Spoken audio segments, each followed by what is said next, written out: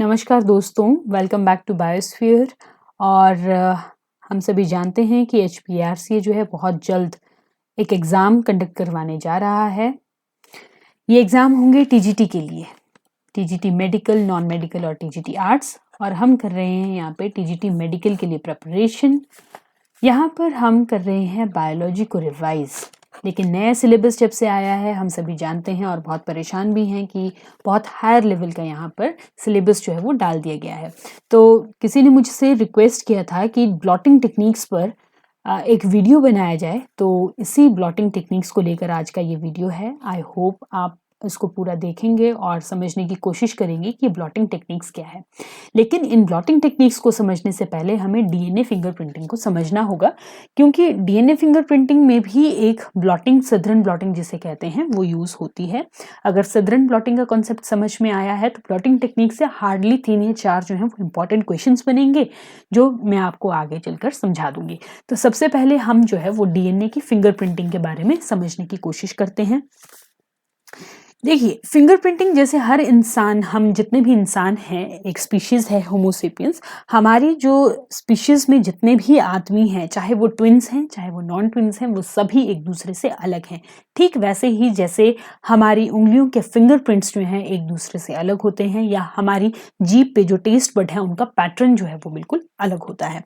तो ये जो DNA है, ये DNA भी हम सभी में अलग होता है। अब ये अलग तो होता है, लेकिन अलग क्यों होता है, इसके बारे में पता होना बहुत ज़रूरी है। यानी ये जो DNA फिंगरप्रिंटिंग की टेक्निक है, ये किस फीचर के ऊपर, DNA के किस फीचर के ऊपर बेस्ड है, वे हम कह सकते हैं। तो DNA में 2 तरह के रीजन हम होते हैं, हम जानते हैं। एक होता है कोडिंग रीजन और दूसरा होता है नॉन कोडिंग रीजन।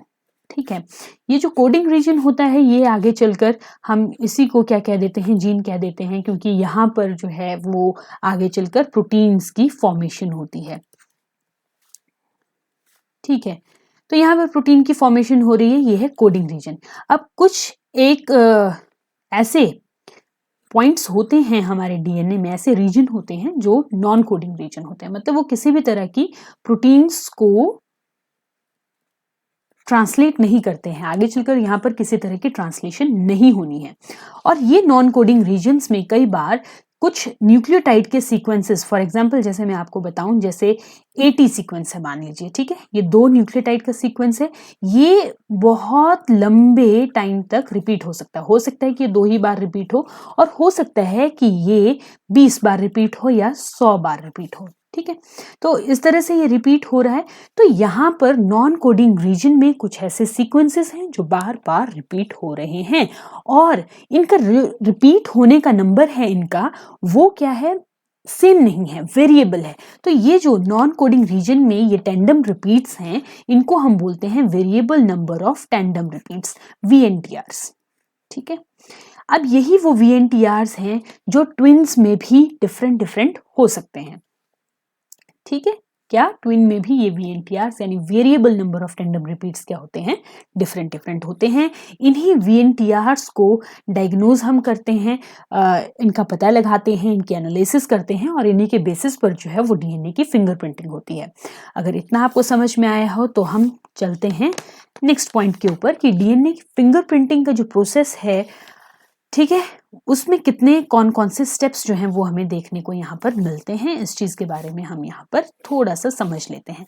तो सबसे पहले तो DNA के सैंपल की कलेक्शन की जाती है, और जो DNA का सैंपल हमने कलेक्ट किया है उसके बाद यहाँ से DNA की एक्सट्रैक्शन की जाती है। DNA की एक्सट्रैक्शन का मतलब क्या है, इस DNA को उस सैंपल से, ठीक है, जहां पर भी मान लीजिए ये एक सेल है, इसके अंदर न्यूक्लियस है, इसके अंदर DNA प्रेजेंट है, इसको सबसे पहले यहां से एक्सट्रैक्ट किया जाएगा। अब अगर ये DNA यहां पर मान लीजिए बहुत थोड़े से अमाउंट में है, सिर्फ एक ही बाल आपको मिला है, या सीमेन का बहुत छोटा सा सैंपल मिला है जहां से बहुत ज्यादा DNA आपको नहीं मिला, तो यहाँ पर दूसरे पॉइंट में हम क्या करते हैं, PCR करते हैं, पॉलीमरेज चेन रिएक्शन करते हैं, जिससे क्या बनती है, यहाँ पे बिलियन ऑफ कॉपीज बनती हैं। ठीक है, अब यहाँ पर जब बिलियन ऑफ कॉपीज बन गई, तो मान लीजिए हमारे पास ये एक सिंगल DNA की बात कर रही हूँ, ये एक DNA है हमारे पास, ये एक DNA हमें मिला। अब ये पूरे के पूरे डीएनए को तो हम यूज नहीं कर सकते एज सच, ठीक है। तो हमें क्या करना पड़ेगा, इसको फ्रेगमेंट में डिवाइड करना पड़ेगा। तो इसको क्या करेंगे हम, रिस्ट्रिक्शन एंजाइम्स जो हैं वो डालते हैं, जो साइट स्पेसिफिक होते हैं। साइट स्पेसिफिक रिस्ट्रिक्शन एंजाइम्स जो हैं वो यहाँ पर हम डालते हैं, जिसकी वजह से ये छोटे छोटे फ्रेगमेंट्स में टूट जाता है। उसके बाद हम करते हैं जेल इलेक्ट्रोफोरेसिस। जेल इलेक्ट्रोफोरेसिस क्यों, अब कुछ सैंपल जो हैं वो बहुत बड़े बड़े होंगे, कुछ जो हैं बिल्कुल छोटे छोटे फ्रेगमेंट्स जो होंगे, वो डिपेंड करता है कि रिस्ट्रिक्शन एंजाइम्स की जो साइट है, कटिंग साइट्स है, वो कहाँ कहाँ पे प्रेजेंट थी। तो वो रिस्ट्रिक्शन एंजाइम्स जो हैं वो वहाँ पे उन साइट्स को कट कर देंगे, जिसकी वजह से ये ये जो न्यूक्लियर मटीरियल है, डीएनए है, उसके छोटे बड़े फ्रेगमेंट्स जो हैं वो यहाँ पर बन जाते हैं। तो जेल इलेक्ट्रोफोरेसिस के बारे में बात करना बहुत ज़्यादा ज़रूरी है, क्योंकि यहाँ से क्वेश्चन पेपर में बनता है। जेल इलेक्ट्रोफोरेसिस में इस तरह से एक जेल जो है वो बनाया जाता है, जेल की एक स्लैब बनाई जाती है, और यहाँ पर क्या होता है, ये सेपरेशन ऑफ डीएनए फ्रेगमेंट्स के लिए होता है। अकॉर्डिंग टू फर्स्ट, एक साइज के अकॉर्डिंग सेपरेट करता है, और दूसरा चार्ज के अकॉर्डिंग सेपरेट करता है। तो यहाँ पर ये नेगेटिव से पॉजिटिव की तरफ जो है, ये जो भी आपकी प्रोटीन्स होती हैं, डीएनए होगा, आरएनए होगा, वो नेगेटिव टू पॉजिटिव की तरफ यहाँ पर मूव करता है। इसके अलावा ये जो वेल है, यहाँ पर सैंपल भरा जाएगा, और डाउन, ठीक है, नीचे की तरफ क्या है, यहाँ पर जो इस जेल के छेद ही अगर इसको बोलें, जो मैट्रिक्स के जो यहाँ पे वॉइड्स हैं, वो क्या होते हैं, नीचे की तरफ को छोटे छोटे वॉइड्स होते हैं, ठीक है। इसका मतलब ये है कि जो सबसे बड़ा फ्रेगमेंट होगा वो सबसे ऊपर रह जाएगा, और बाकी के फ्रेगमेंट्स, जो छोटे छोटे फ्रेगमेंट्स हैं, वो नीचे चले जाएंगे। मतलब यहाँ पे सबसे ज्यादा दूर कौन सा फ्रेगमेंट ट्रेवल करेगा, जो सबसे छोटा होगा, और जिसका चार्ज कैसा होगा, पॉजिटिव होगा। ओके, तो यहाँ पे जब हमने ये बात कर ली कि साइज और चार्ज के अकॉर्डिंग यहाँ पे जेल इलेक्ट्रोफोरेसिस हो रही है, ये जेल किस चीज का बना होता है भाई, ये जो स्लैब बना है यहाँ पे, ये किस चीज का बना होता है, ये बनता है अगारोस का या पॉलीएक्राइलामाइड जेल का। ये जो अगारोस है, ये कहाँ से मिलता है हमें, ये मिलता है रेड एल्गी से। पूछ लिया जाएगा, क्वेश्चन पेपर आएगा, रेड एल्गी से मिलेगा। कौन कौन सी रेड एल्गी है, ग्रेसिलेरिया है, कॉन्ट्रस क्रिस्पस है, जिलीडियम है, ठीक है। तो इस तरह की ये 2-3 रेड एल्गीज जो है, वहां से हमें अगारोस या अगार अगार जो है वो ऑब्टेन्ड होता है, ठीक है। तो पॉलीसेकेराइड है ये एक। अच्छा चलिए, ये तो जेल इलेक्ट्रोफोरेसिस के बारे में थोड़ा सा हो गया। अब यहाँ पे हमने क्या किया, ये देखिए, ये यहाँ पर हमने सेपरेशन कर ली। अब जब हमने सेपरेशन यहाँ पर कर ली है, ये सेपरेशन यहाँ पर हो गई, बड़ा सेगमेंट अलग हो गया, छोटा फ्रेगमेंट जो है वो अलग हो गया, ठीक है। अब यहाँ से हमें इसको निकालना होता है। इस जेल इलेक्ट्रोफोरेसिस में जब ये चेंज हो गए हैं, यहाँ पर हमें करनी पड़ेगी सदर्न ब्लॉटिंग।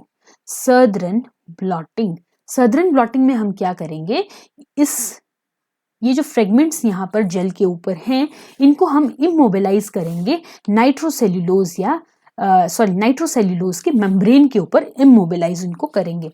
नाइट्रोसेल्यूलोज की मेम्ब्रेन के अलावा यहाँ पर हम नायलॉन की शीट जो है उसको भी यूज करते हैं, ठीक है। क्योंकि हम फर्दर जो एक्सपेरिमेंट हमने करने हैं, हाइब्रिडाइजेशन जैसे हमने करनी है, तो वो हम अगेरोस जेल के ऊपर नहीं कर सकते हैं, ठीक है। तो वो करने के लिए हमें क्या है, इनको यहाँ से ट्रांसफर करना होगा। So the transfer of DNA fragments from agarose gel to the nitrocellulose या nylon membrane is known as southern blotting। DNA fragment बोल रही हूं मैं, ठीक है। उसके बाद क्या है, मान लीजिए ये यहाँ पर नाइट्रोसेल्यूलोज की मेम्ब्रेन थी, वहां पर ये डीएनए के फ्रेगमेंट आपने ट्रांसफर कर लिए, शिफ्ट कर लिए, इमोबिलाइज कर लिए। अब यहाँ पर आप एक और सैंपल जो है वो इसके ऊपर डालते हो, इनको हम बोलते हैं प्रोब का सैंपल, ठीक है। प्रोब क्या हुआ, कोई ऐसी चीज जो क्या करेगी, शिनाख्त करेगी, ठीक है। तो ये प्रोब यहाँ पर क्या करते हैं, ये प्रोब होते हैं रेडियो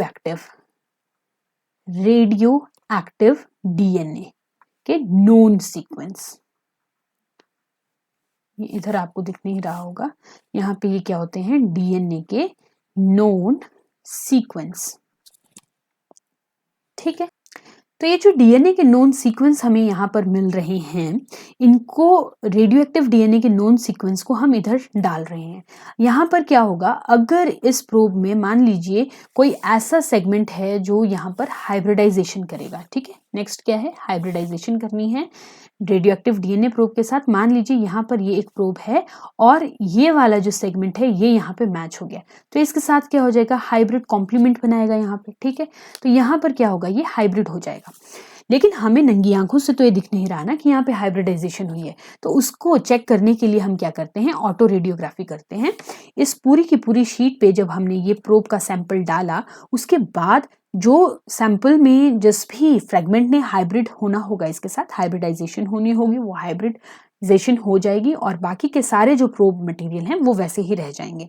हम इस नायलॉन की शीट को क्या करेंगे, वॉश करेंगे और वॉश करने के बाद इसकी करेंगे ऑटो रेडियोग्राफी, यानी इसको एक्सरे फिल्म के ऊपर से पास करेंगे, ठीक है। डीएनए बैंड उस पर हमें दिखाई देते हैं और इस तरह से जो डीएनए बैंड यहाँ पर बनते हैं, इन बैंड्स को हम क्या करते हैं, फिर इससे हम पता लगाते हैं या एनालिसिस करते हैं, कंपैरिजन करते हैं उसके बाद कि ये जो प्रोब है उसके साथ मैच कर रहा है या नहीं कर रहा है, जिस भी फंक्शन के लिए हम इसको यूज करना चाहते हैं, और लास्ट में इसकी क्या हो जाती है, आइडेंटिफिकेशन हो जाती है। तो ये एक डीएनए फिंगरप्रिंटिंग की टेक्निक रहती है यहाँ पे। इस डीएनए फिंगरप्रिंटिंग में एक यहाँ पे जब हम जेल इलेक्ट्रोफोरेसिस पढ़ रहे थे, यहाँ पर हमें कैसे पता लगेगा कि ये जो फ्रेगमेंट्स हैं ये बन गए हैं। इन फ्रेगमेंट्स को हम स्टेन करते हैं डाई के साथ, ये अगर उस जेल जहाँ पे इलेक्ट्रोफोरेसिस हो गई है, after electrophoresis it is stained by ethidium bromide, ठीक है, पेपर में पूछ लेंगे इथिडियम ब्रोमाइड, और इसको फिर यूवी रेज के अंडर देखा जाता है और ये ब्राइट ऑरेंज कलर जो है वो देता है, जिससे हमें ये फ्रेगमेंट्स जो हैं वो बिल्कुल क्लियरली विजिबल हो जाते हैं, ठीक है जी। तो ये डीएनए फिंगरप्रिंटिंग की एक टेक्निक थी जहां पर हमने क्या पढ़ा, सदरन ब्लॉटिंग पढ़ा। अब नेक्स्ट देखते हैं कि ये जो सदरन ब्लॉटिंग हमने पढ़ा, इसकी तरह ही और कौन कौन सी ब्लॉटिंग है, ठीक है। सबसे पहले ब्लॉटिंग, हम ब्लॉटिंग करते ही क्यों हैं, ब्लॉटिंग क्या है, ब्लॉटिंग टेक्निक, ब्लॉट का मतलब क्या है, दाग लगना, ठीक है। तो यहाँ पर क्या है, फ्रॉम डीएनए को हम यहाँ पर शिफ्ट कर रहे हैं या ट्रांसफर कर रहे हैं, कहाँ से कहाँ को ट्रांसफर कर रहे हैं, हम इसको ट्रांसफर कर रहे हैं अगारोस जेल से ट्रांसफर कर रहे हैं टू नाइट्रोसेल्यूलोज मेम्ब्रेन, किसको, डीएनए को, ठीक है। ये डीएनए को जब हम यहाँ पर स्पेसिफिकली यूज कर रहे हैं, तो ये है यहाँ पे सदरन ब्लॉटिंग।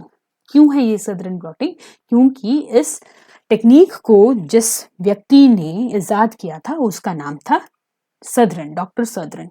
उसके बाद हमारे पास दो टेक्निक और आई, एक आई हमारे पास वेस्टर्न ब्लॉटिंग और एक आई नॉर्दर्न ब्लॉटिंग।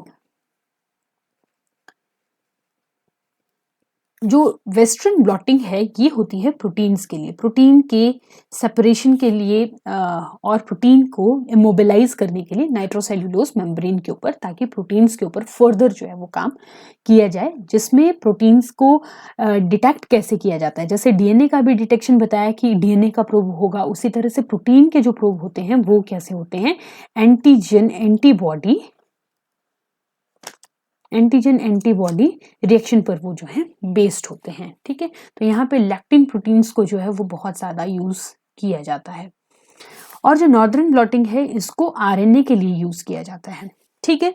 तो ये जो ब्लॉटिंग टेक्निक्स है, यहाँ पर सिर्फ ये 4 क्वेश्चन बहुत ज़्यादा इंपॉर्टेंट है, यही क्वेश्चन जो है पूछे जाएंगे, इससे ज़्यादा एक्सपेक्ट नहीं कर सकते टीजीटी में। अदरवाइज पढ़ने को तो बहुत कुछ है जो पढ़ा जा सकता है, लेकिन कितना पढ़ना है वो सिर्फ इतना है, आपने सिर्फ याद रखना है स्नो ड्रॉप।